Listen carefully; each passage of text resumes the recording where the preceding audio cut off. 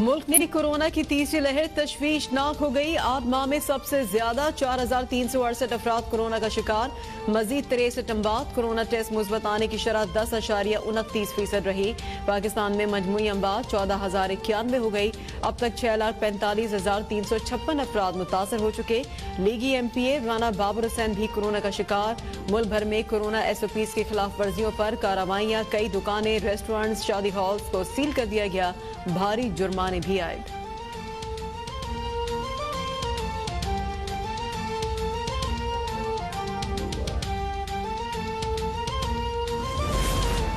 मारूफ drama निगार हसीना मोइन 80 बरस की उम्र में कराची में इंतकाल कर गई। नमाज जनाजा आज बाद नमाज असर नॉर्थ नाजमाबाद ब्लॉक I में अदा की जाएगी।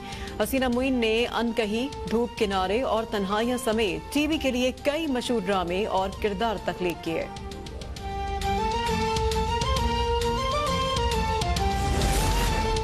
सयाहों के लिए खुशखबरी। 17 साल बाद PIA की पहली परवाज इस्लामाबाद से स्वात पहुंच गई। परवाज से वजीर आला KPK, वजीर बराए हवाबाजी गुलाम सरवर, वजीर मवासलात मुराद सईद भी स्वात पहुंचे।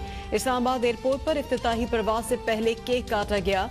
मुराद सईद कहते हैं कि सयाहत के शोबे में हुकूमत ने अहम इकदाम किए। दूसरे मरहले में स्वात से इंटरनेशनल परवाजों का आगाज होगा और इसी साल दीर मोटरवे मुकम्मल होगा। पुराने नुकसान का अजाला कर रहे हैं। सयाहत की तौसी के लिए जो काम इस दौर में हुआ वो पहले नहीं हुआ।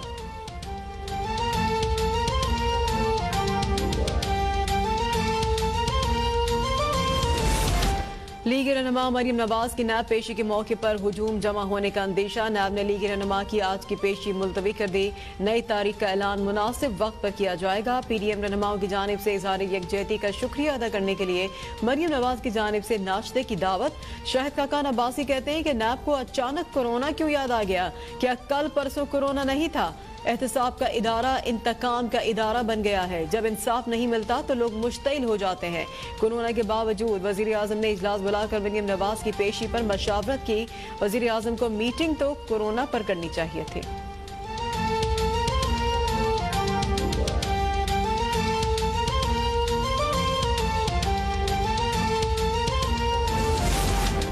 अपोजिशन का मनफी बयानिया अवाम ने मुस्तरद कर दिया है। PDM मकफाती अमल का शिकार होकर टूट फूट का शिकार हो गई। PDM अब बेसन दौड़ने वाला सियासी हुजूम है।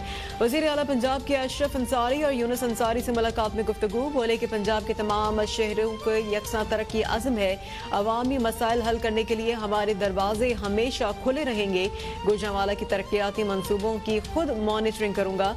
अशरफ अंसारी बोले, आपने यूनिवर्सिटी के क़याम का ऐलान करके गुजरांवाला के लोगों के दिल जीत लिए।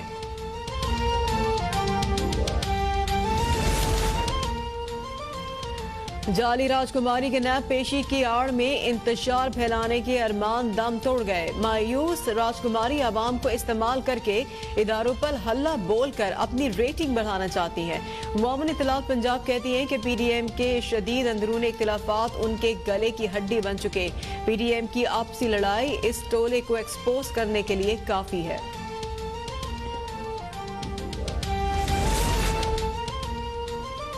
हमजा शहबाज शरीफ और अहले खाना के खिलाफ असास जाद मनी लॉन्ड्रिंग केस की समाअत। कमरे अदालत में कायदे हिज़्ब इख्तिलाफ की पार्टी रहनुमाओं से सियासी सूरत हाल पर गुफ्तगू।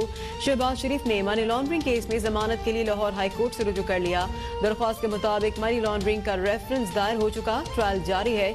कई माह से जेल में कैदियों तमाम रिकॉर्ड नैब के पास है। नैब ने अब कोई रिकवरी नहीं करनी। अदालत जमानत पर रिहाई का हुक्म दे।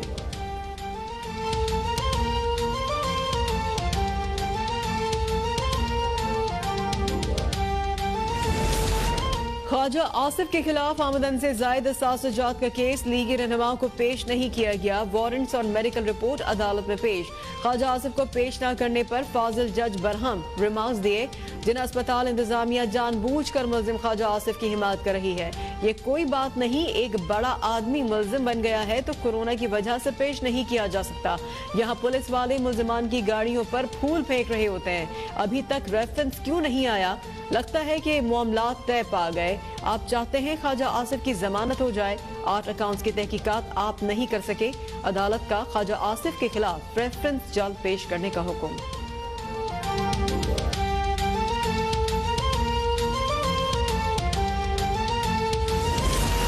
140 अरब रुपए की टैक्स छूट खत्म। इनकम टैक्स तरमीमी ऑर्डिनेंस जारी। टैक्स कवानीन में 75 से ज्यादा तरमीम। फिल्म इंडस्ट्री फ्रेश ग्रेजुएट्स की टैक्स छूट खत्म।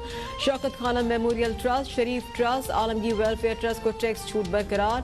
नेपरा एक्ट में तरमीम का ऑर्डिनेंस भी जारी। हुकूमत को बिजली बिलों से 140 अरब रुपए सरचार्ज वसूल करने के इख्तियार। बिजली सार्फिन पर 700 अरब रुपए से जायद का इजाफी बोझ पड़ेगा।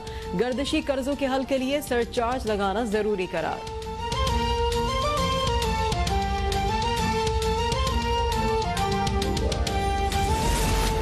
महकमा सकाफत और सयाहत सिंध में करोड़ों रुपए की करप्शन का रेफरेंस। मरकजी मुलजिम साबिक एमडी सिंध टूरिज्म डिपार्टमेंट रोशन कनास्ट्रो को एहतसाब अदालत पहुंचा दिया गया।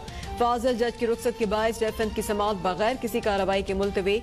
अदालत ने मफरूर मुलजिम वकार शाहिद मजीद सुमरों से मुतालिक नैब से रिपोर्ट तलब कर ली। जेल हुकाम ने करप्शन के इल्जाम में गिरफ्तार रोशन कनास्ट्रो को प्रोटोकॉल के साथ अदालत में पेश किया।